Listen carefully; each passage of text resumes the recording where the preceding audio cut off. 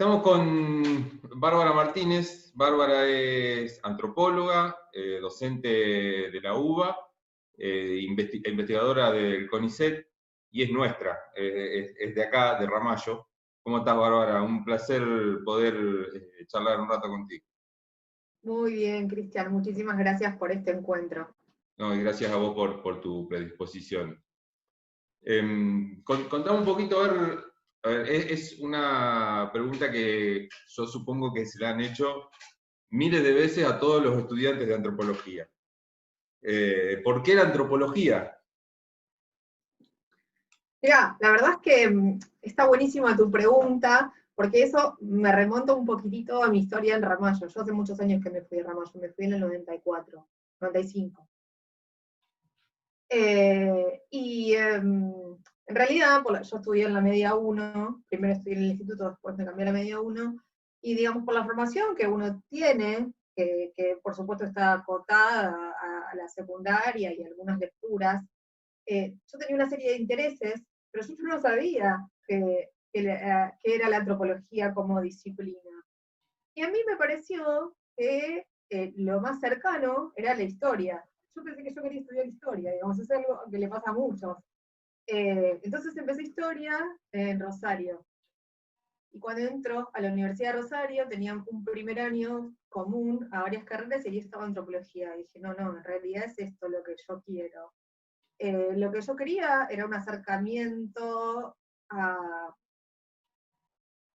en un sentido amplio, me interesaba mucho, era muy curioso para saber cómo funcionaba cada sociedad. Yo veía muchas cosas en Ramallo, digamos, mi primera relación con la antropología sin saber que era la antropología tenía que ver con Ramallo.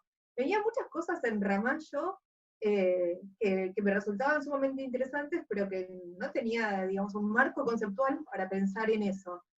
Ni tampoco tenía un marco de vida para pensar en eso, porque lo pensaba desde lo que podrían algunos llamar sentido común.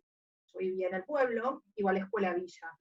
Veía muchas diferencias entre uno y otro, pero también veía muchas cosas similares si lo comparaba con otras poblaciones.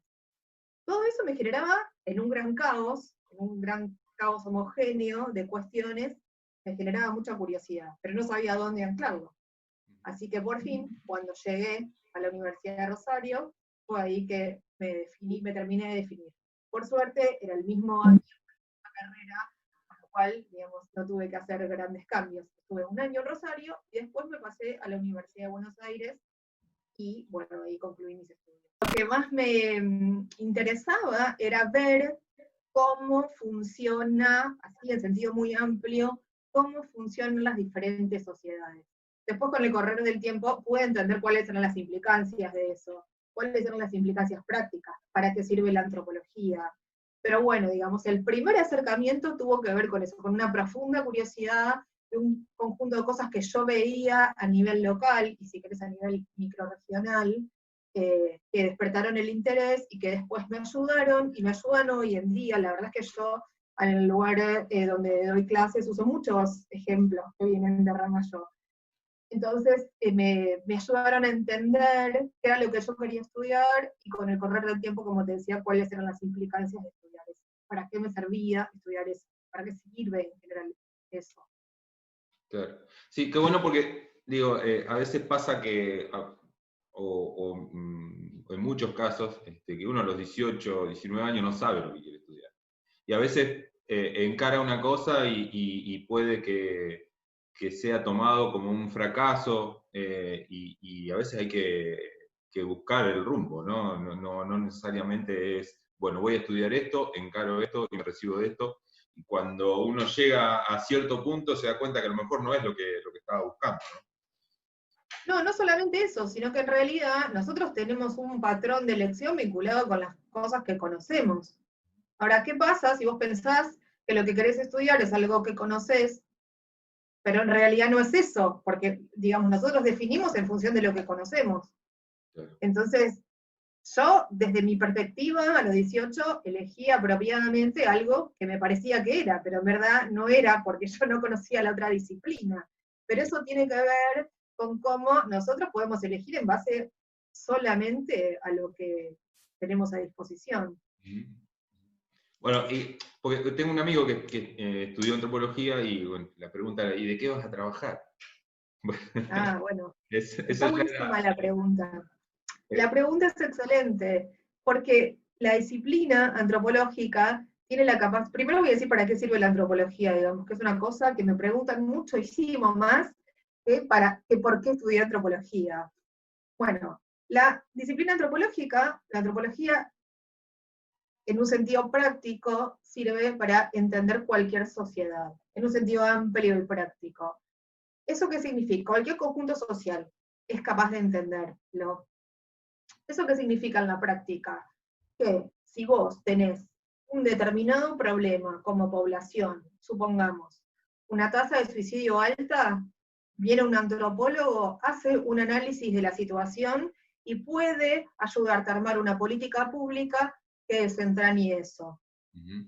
Ocurre lo mismo con una fábrica, ocurre lo mismo con una empresa, ocurre lo mismo con un municipio. Digamos, lo que sirve es entender qué pasa para poder darle una solución práctica. Por eso hoy en día hay cada vez más antropólogos trabajando en gestión. Vos sabés que nuestra ministra de Seguridad es antropóloga, también es investigadora del CONICET. Sabina Frederick tiene mucho, digamos, tiene una amplia trayectoria en un estudio sobre las fuerzas de seguridad. Entonces, ¿qué hace un antropólogo en la práctica? Un antropólogo lo que hace, la antropología clásica lo que hacía era trasladarse a la sociedad y quedarse en esa sociedad y estudiarla pormenorizadamente, vivir años, así podía entender lo que pasaba. Bueno, ella estudió durante años las fuerzas de seguridad, con lo cual no es que uno lo estudia desde un lugar medio lejano, no. Vos estás todos los días viviendo la misma realidad que vive un determinado sector de la fuerza de seguridad. Entonces ahí es por donde vos podés entender cómo funciona, y por supuesto tenés una serie de metodologías eh, relacionadas con eso, ¿no? Pero no es que vos lees un libro y entendés las fuerzas de seguridad, no, es un estar ahí, es un vivir ahí, y es trabajar mancomunadamente con ellos, es como estar pegadito, en algún sentido práctico, y eso es lo que te da un conocimiento de primera mano que te permite entender un conjunto mucho más amplio de cuestiones que si Sabrina Freire hubiera sido solamente, digamos, se hubiera iniciado en una carrera dentro de las ramas de seguridad, porque ella tiene un conocimiento mucho más global. Tener un conocimiento mucho más global le permite una toma de decisiones que permite combinar desde esta fuerza de seguridad, desde esta fuerza de seguridad, desde la otra, y de cuáles son las lógicas que están articulando todas esas fuerzas de seguridad en conjunto. O sea que le da una mirada mucho más amplia. Ujú. Bueno, un antropólogo entonces puede analizar cualquier conjunto de personas, así básicamente. Mira, Claro, ese conjunto de personas atañe, tiene distintas problemáticas. Uno puede elegir alguna cosa específicamente que le interese trabajar. ujú. Que puede ser alguna cuestión de índole económico, puede ser alguna cuestión de índole religioso, puede ser algún tipo de conflicto, en fin, digamos. Pero lo que hace un antropólogo es exactamente eso. Podríamos ya, como arrancamos, podríamos estar hablando estrictamente de la antropología por varias horas. Pero siguiendo en ese sentido, desde una perspectiva antropológica, el contexto actual de una pandemia, una crisis o esta situación que nos atraviesa a todos, un espacio muy interesante para la investigación, digo, desde algo que no estaba previsto. Vos recién mencionabas algunos ejemplos como el de seguridad, como el de los suicidios. Esto que nos pasa hoy a todos me parece que es algo que no estaba previsto y que abre ahí un espacio nuevo para la investigación, ¿no es así? Sí, sí, sí, totalmente. Digamos, hay estudios previos sobre pandemias que se dieron en otros contextos, en otros lugares del mundo, con lo cual hay antropólogos trabajando con pandemias hace mucho tiempo. Eso nos da también, digamos, un antecedente sobre el que podemos analizar. Sí, totalmente de acuerdo. Además, como yo te decía, muchas cuestiones tienen que ver con el contexto, con lo cual no es lo mismo la forma en que se vive la pandemia en una población, digamos, por ejemplo, indígena en el noroeste argentino, que el modo en que se vive en Ramallo, que el modo en que se vive en Palermo, que es donde yo vivo en este momento. digamos, hay un marco conceptual que hace que se piense y se defina de manera diferente, pero no solamente eso, también la distancia social, digamos, un conjunto de cosas que tienen que ver con la pandemia, pero sí, por supuesto, que no solamente abre un conjunto enorme de interrogantes, sino que abre un nuevo espacio de investigación que es sumamente relevante. Es importante esta clase de estudios es importante porque te facilita, al facilitarte ciertas, no es el único caso, ¿no? En el que uno trabaja como antropólogo, pero digamos, al apuntalar las políticas públicas, en última instancia, en un caso como el de la pandemia, esta pandemia, uno puede en última instancia contribuir a que el número de muertes no sea tan grande. ¿Cómo percibís vos esta cuestión, recién mencionabas, ¿no? Que los distintos lugares o distintos contextos en donde se da la pandemia? Pensaba la cuarentena o el aislamiento en distintos espacios. No es lo mismo aquí en Ramallo, donde tenemos cierta libertad, si querés, en relación a otros espacios, o en el conurbano, o en los sectores más vulnerables, que son los que sufren más las consecuencias hoy. ¿Cómo ves eso vos desde el profesionalismo de ese espacio? Una de las cosas, una de las primeras medidas que se tomó, que a mí me parecieron excelentes, es que apenas se inició la cuarentena, se inició el 13 de marzo, si mal no recuerdo, CONICET nos convocó a una serie de antropólogos y a diferentes cientistas sociales para que hiciéramos una especie de pantallazo a nivel país de lo que estaba pasando. Y eso fue un insumo extraordinario, justamente por lo que vos decís, porque no es lo mismo en un lugar pequeño, en el conurbano, las condiciones materiales no son las mismas. No es lo mismo vivir en un espacio en donde es posible establecer cierta distancia entre los cuerpos, porque además hay un uso específico de los cuerpos, digamos. Hay algunos lugares dentro de Argentina mismo, en donde la gente tiende a estar más aislada, no digamos, donde yo vivo. El hecho de tener una casa con un patio, digo, ¿no? No, totalmente. No solamente el hecho de tener una casa con un patio, sino tener un espacio donde poder circular, donde no te entorpezca la distancia con los otros. Pero además también hay un comportamiento del cuerpo específico que tal vez no se da a conocer, digamos, porque es algo secundario, pero que es prioritario para este tipo de cosas, que hace que algunas distancias sociales estén dadas por hecho, de hecho. Por ejemplo, donde yo trabajo, en Catamarca, trabajo con una comunidad indígena y ellos jamás se tocan. Si se dan la mano, nunca se dan la mano, y siempre hablan a una distancia, porque la normativa de uso del cuerpo es así, con lo cual, digamos, es importante también conocer esas cuestiones que parecen mínimas, pero que son altamente relevantes en este contexto, porque te da las condiciones de posibilidad para alguna cosa. También, digamos, la relación con la norma y la transgresión de la norma, porque justamente hoy está tan en boga, ¿se cumplirán los próximos 15 días de cuarentena o no? Bueno, porque también hay una relación con la norma en donde mucha gente tiende a correrse un poquitito, justificando alguna cosa como para no cumplir la cuarentena, digamos. Eso también el gobierno lo tiene que tener en cuenta, pero no solamente, de hecho lo tiene, pero no solamente relacionado con su imagen como político, sino en términos reales de cómo la gente lo puede cumplir o no lo puede cumplir, o lo va a cumplir o no lo va a cumplir. Entonces, digamos, podríamos decir que sí, la variedad es enorme, y digamos, siempre está relacionada con las condiciones, suele estar relacionada con las condiciones materiales que posibilitan o no el cumplimiento de cuestiones como esta, la distancia, lo que se dio en llamar distancia social, que en verdad es distancia física. Claro, sí. Y bueno, hay como una construcción desde los medios en varios sentidos. Digo, en algún momento se plantea la romantización de la cultura, que digo, un concepto que por ahí se nombra mucho ahora, y también se da en algún aspecto esta cuestión de la anticuarentena. Por un lado, bueno, estamos en cuarentena, no pasa nada, estoy tranquilo, nadie me molesta, además, y la otra es, no, estoy cansado, quiero salir. Se ve por ahí mucho, o nosotros desde aquí lo percibimos como una construcción desde los medios que es difícil llevar adelante y cumplirla en distintos sectores, ¿no? Yo hacía referencia hoy a los sectores más vulnerables porque son los que realmente la están pasando más difícil ante el impedimento de poder ganarse el pan, ¿no? Con esta situación compleja. Sí, los medios acá están ocupando un papel absolutamente fundamental. Eso lo podemos prender podemos leer los diarios, prender el televisor en cualquier momento del día y, digamos, la misma noticia es asombrosa como está construida de una forma totalmente inversa en un diario o en otro.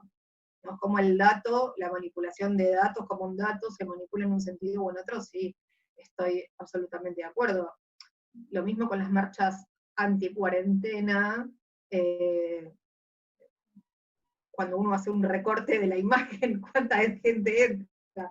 Si se corre un poquitito más y hace un recorte un poco más alejado, te posibilita ver cuál es el número real. Pero bueno, digamos, eso también tiene que ver con una forma en que los medios construyen lenguaje, construyen relato.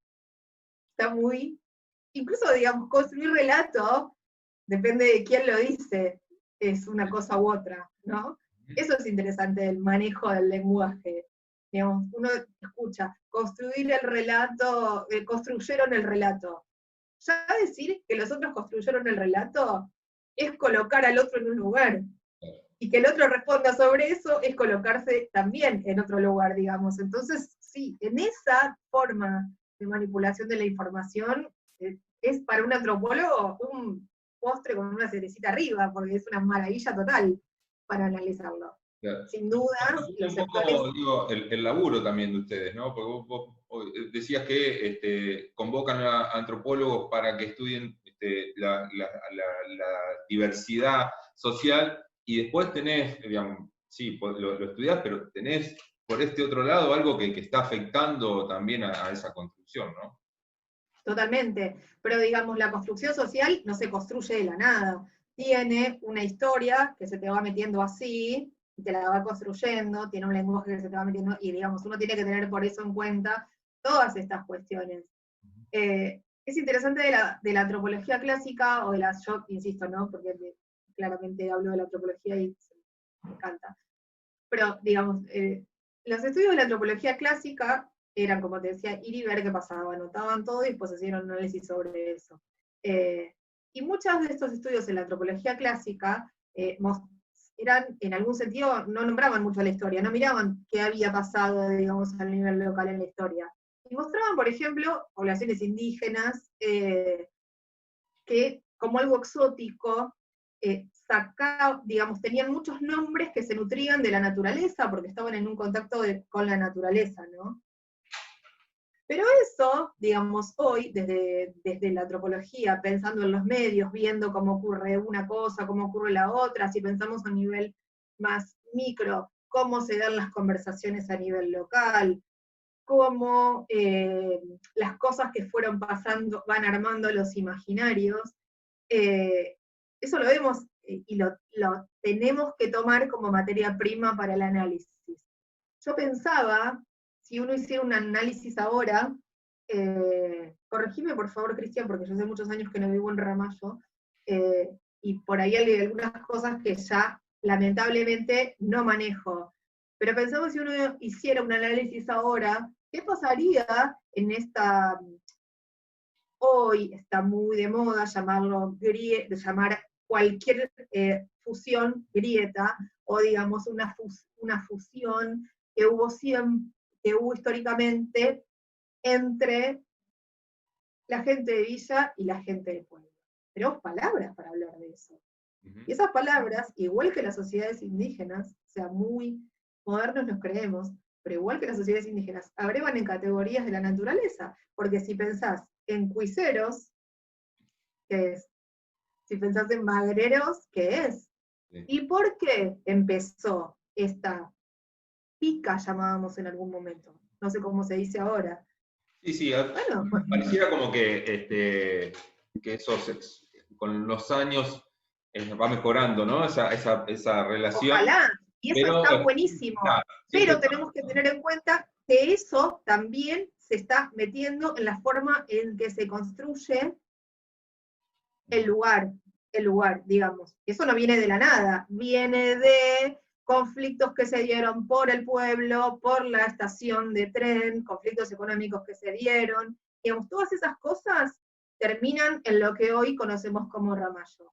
¿Qué pasa? Y eso también esa historia se va escribiendo en la narrativa, porque hay mucha gente que habla los del pueblo tal, los de villa tal, ¿no? Se escucha eso, se habla mucho de eso, y está buenísimo que eso se rompa, porque nosotros tenemos que romper eso como sociedad, pero ¿cómo lo rompemos? Conociendo que existe, obviamente. Si no es como cuando yo elegí antropología, no sabía que existía. Entonces, a través de conocerlo es que lo podés romper. Eso es una cosa extremadamente peligrosa que sabemos que ha tenido complicaciones, incluso muertes, eso lo sabemos. Por eso está bueno que se rompa. Así como hoy, en el contexto argentino, hay muchas cuestiones que tienen que ver con el género que se están rompiendo, este tipo de cosas también se rompen. Y de los medios también empezamos a pensar en cosas que se rompen. Cosas que se rompen como, ya sabemos que hace 15 años no lo manejábamos dentro del discurso cotidiano, que los medios crean realidad. Hace 15 años no lo pensábamos. Solamente leíamos los diarios y ya está. Bueno, hoy ya sabemos que los medios crean realidad. Bueno, ahí tenemos una materia prima nosotros como sociedad para empezar a romper esas cuestiones también. Sí. Esa reflexión nos posibilita tener el conocimiento de que eso existe. Claro. Y corriéndonos un poquito de ahí y pensando en la situación actual, la violencia institucional, digo, desde las fuerzas de seguridad, que se da en algunos sectores y no en otros. ¿Cómo ves esa situación particular? Bueno, la violencia institucional es un gran tema en sí mismo y lamentablemente, digamos, las personas que trabajan en las fuerzas de seguridad no han tenido... Por ahí yo lo acoto a la situación actual, pero en realidad sufrimos violencia institucional desde hace mucho tiempo, ¿no? Sí. En verdad uno podría decir que siempre existió cierta violencia institucional, en diversos gobiernos estuvo más o menos puesta en el tapete y, digamos, con una normativa que posibilitara que hubiera menos o más violencia institucional. La cuestión de la violencia institucional siempre es muy compleja y suele estar atada justamente a lo que vos decís, a las situaciones de vulnerabilidad, a las situaciones donde el otro no tiene por ahí los recursos para defenderse, porque quizás no tiene un manejo de los mecanismos, ya directamente ha sufrido violencia institucional desde tantos lugares del Estado que ya es, digamos, parte de su horizonte, porque vos tenés una situación de vulnerabilidad en la que no tenés un acceso a agua potable, no tenés un acceso a asfalto, que es una categoría básica, es un recurso material básico para que tu casa pueda tener cierto, no digo confort, pero dignidad. No tenés acceso a un lugar en donde tu casa no se inunde. Bueno, además de todo eso, tenés una policía, tenés digamos, una fuerza de seguridad que entra a tu casa y te vulnera porque está buscando a otra persona, en fin, digamos, es como ya una forma en donde ya esta gente tiene tantos derechos vulnerados, que es una forma más y tremenda en lo que pasa. La gente de otros sectores, tampoco quiero hablar del sector alto, y porque digamos, la verdad es que hay en el medio un montón de variables, y entonces eso no nos sirve tampoco para pensarlo. Pero digamos, es cierto que en otros contextos la gente tiene un mayor número de recursos para enfrentar esas situaciones entonces. Antes de que existiera la comisaría de la mujer, vos sabés, Cristian, era muy difícil hacer una denuncia, que te atendiera una persona y que te dijera, bueno, señora, vaya a su casa, todos los hombres pegan. Era así, digamos. Entonces, por eso necesitas un recurso al cual acceder y que eso, digamos, que te permita a vos también realizar una denuncia, pero además que te permita a vos tener un mecanismo de defensa básico. Así que, sí, digamos, en algunos sectores existe y esperemos que cada vez exista menos. Sí. Pensaba también, cuando hablábamos de los derechos y del acceso a ciertas cosas, el acceso a la salud, cómo se ha dado y hemos comparado con esto en el primer mundo, en donde supuestamente es todo ideal, resulta que cuando hubo que la salud tuvo que responder de parte del Estado, no fue lo mejor que se pudo, al contrario, no hay salud pública en muchos lugares del mundo, del primer mundo. Y bueno, y acá se ha apostado a fortalecer ese sector, pero digo, lo que me refiero es que no, ese primer mundo no es tan ideal, por lo menos, al menos en ese punto. Después podemos seguir mucho más, ¿no? Pero con respecto a la salud pública, no lo es, pero si bien acá con muchas dificultades, se ha tratado de fortalecer ese espacio, ¿no? Sí, la forma en que nosotros pensamos a los otros está súper plagada de imaginarios. Entonces, digamos, uno se imagina, mucha gente se imagina África y se imagina un lugar horrendo, lleno de barro, gente que se mata, etc. Imaginamos Europa y vemos todos así, gente rubia, fantástica, que no tiene ningún problema. Y además tiene un nivel adquisitivo altísimo. Y eso también es una construcción histórica, como lo que yo te decía, como lo de los juicios y los bagreros, eso está en todas partes, digamos. Yo estuve un tiempo viviendo en Francia como parte de mi formación y un tiempo viviendo en España. La verdad es que esa mirada la tenemos más nosotros. ¿Por qué? Porque nuestra historia, digamos, está vinculado nuestra élite, la élite en Argentina, sobre todo la de Buenos Aires en realidad, siempre miró a Europa como lo civilizado, como el camino a seguir. Salvo algún que otro héroe fundador de la nación, en general miraron así. Todos nosotros tenemos inscrito también en la historia eso, y nos parece que toda la Europa, así, es sanito, toda la Europa es mejor. Y en verdad no es así. Cuando uno recorre un poco el lugar, ve lo que sucede en la vida cotidiana, ve cómo se manejan los recursos que tiene el resto del mundo, es que uno, en algún sentido, se empieza a mirar a sí mismo de una forma diferente. Es cierto que en algunos lugares hay recursos materiales mejores que en otros lugares.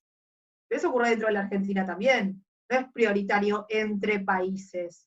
Nosotros, por ejemplo, tenemos recursos académicos muchísimo mejores en otros lugares de Europa y realmente nos miran por eso.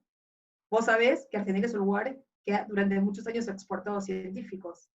Hoy no, hoy hay un movimiento de repatriación. Pero te puedo asegurar, Cristian, que esa mirada que nosotros tenemos de que lo otro es mejor, es una construcción absolutamente colonial, porque cuando yo he tenido la fortuna por mi profesión de ir a otros lugares, te aseguro que era hablar y hablar de cómo son las cosas en Argentina y qué extraordinaria la ciencia en Argentina, y me preguntaban y me preguntaban. Lo que nosotros conocíamos como Tecnópolis, por citarte un ejemplo, que acá, otra vez, cómo se crea el otro. Yo recuerdo que en Buenos Aires se le decía Negrópolis, porque iba gente, viste, gente de bajos recursos, y ahí estaban los negros, y qué sé yo. Era extraordinario, era un ejemplo a nivel mundial. No existía un parque educativo, científico a nivel mundial como Tecnópolis. Si vos recordás, apenas asumió el expresidente Macri, llegó Hollande a Argentina, el que en ese momento era presidente de Francia, y lo primero que le dijo fue: llévame a Tecnópolis. Vos lo ves, podés verlo, podés chequearlo en los diarios, no es una invención mía. Y el tipo, el señor Macri, conoció Tecnópolis de la mano de Hollande, porque se sabe en otros lugares cómo funciona Argentina. Y la forma en que nosotros nos vemos es extraordinariamente mucho más pequeña que cómo nos ven en otros lugares, por supuesto. Digamos, a otros niveles se sabe que la economía argentina en general flaquea, por supuesto, digamos, pero no podemos pensar como algo monolítico, Europa o Argentina. Europa es un lugar con características determinadas que a veces a su gente le baja el pulgar. Y eso ocurrió en España y fue clarísimo cuando existía, y existe, digamos, existió un protocolo de manejo de las personas con COVID con riesgo de vida, en donde se elegía a quién se le iba a dar cama y a quién se le iba a dar respirador, en relación incluso a su edad. Hoy sabemos en Argentina, por los estudios que están haciendo los científicos en Argentina, en el área de biología y en el área de las ciencias médicas, sabemos que en realidad no necesariamente vos tenés un riesgo de vida en COVID cuando tenés una edad avanzada. Por supuesto, digamos, no es lo mismo que si tenés 5 años, pero no significa que tenés 70 y te vas a morir. Con lo cual ni siquiera es que funcione ese protocolo. Esa serie de decisiones que nosotros lo vemos como algo súper avanzado y súper civilizado, ya ves que no. Colapsó el sistema de salud, he tenido colegas que fallecieron por eso. Colegas de primer mundo, en donde se supone que esas cosas no pasan. Bueno, sí pasan. Y la forma en que el Estado encara esas problemáticas es absolutamente crucial. ¿Cómo ves el espacio, la recuperación del espacio público como un lugar de manifestación popular después de la pandemia? Digo, en Chile ha favorecido al gobierno chileno esta pandemia en cuanto a esa ebullición social que había previo a fin de año, en los últimos meses del año pasado. En este contexto, ¿cómo ves esa recuperación de ese espacio? Digo Chile por citar un ejemplo nada más. Lo que vos me pedís es algo muy difícil de responder. No sabemos qué va a pasar. No sabemos qué va a pasar con el virus. De hecho, sabemos muy poco sobre el virus. Argentina tiene una tradición histórica muy vinculada con la ocupación del espacio público. Lo que hoy conocemos como Plaza de Mayo era un lugar donde a inicios de la Argentina, o si querés del Virreinato del Río de la Plata, o de Buenos Aires como ciudad, era un lugar de reunión masivo. De hecho, había ejecuciones públicas ahí, y la gente iba masivamente a verlas, digamos. Es un lugar de reunión masiva. Tiene una trayectoria histórica de reunión masiva, es sumamente potente. Y además la Argentina en general, y Buenos Aires en particular, otras ciudades como Córdoba, atrás del Cordobazo, en fin, también, pero digamos, hay una ocupación muy marcada del espacio público, que no solamente se da en términos políticos, también se da en términos deportivos, en fin, digamos, en alguna situación que nos parece, ya salimos a hacer un abrazo simbólico a alguna institución que está por cerrar, a manifestarnos en favor o en contra de, a veces esas situaciones rozan lo bizarro, a veces son situaciones riquísimas a nivel antropológico para analizar, pero la cuestión es que la ocupación del espacio público está. No lo sé, no sé qué va a pasar porque no sabemos qué va a pasar con el virus. Ojalá que podamos seguir ocupando el espacio público como hasta ahora, que es algo que, digamos, en varios sentidos nos caracteriza y a mí me parece fantástico. Pero es una pregunta muy difícil de responder porque no lo sé. De hecho, hemos compartido algún espacio público alguna vez. Sí, sí. Plaza de Mayo, justamente. Sí. Y con este panorama, digo, da la posibilidad de pensar en un mundo mejor después, digo, por llamarlo de alguna manera, porque ha descubierto esto la crisis del capitalismo, si querés.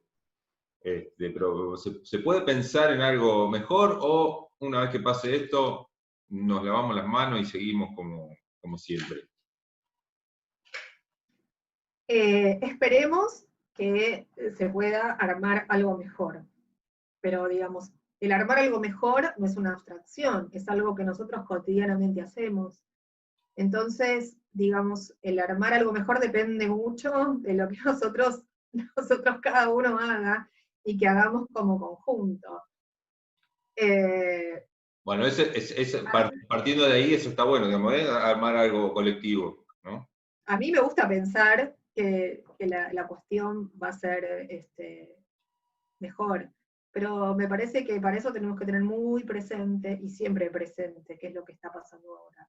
Porque si nosotros mismos empezamos a olvidar qué es lo que pasó hace 5 años, y cómo nos relacionamos en el contexto de pandemia, y qué pasó en el contexto de pandemia. De hecho, lo que ahora, digamos, hay las formas de ocupar el espacio, o ocupar el espacio privado, si querés, hoy en día, hoy, en Buenos Aires, están mucho más relacionadas con una serie de intereses económicos que una serie de intereses colectivos, como fue al inicio de la pandemia. Si vos recordás, había aplausos para los médicos, para el sistema de salud, para la gente que estaba trabajando y que nos estaba cuidando en un sentido amplio, y hoy en día esos desaparecieron. Es difícil pensar en un mundo mejor si nos olvidamos que pasó hace 3 meses.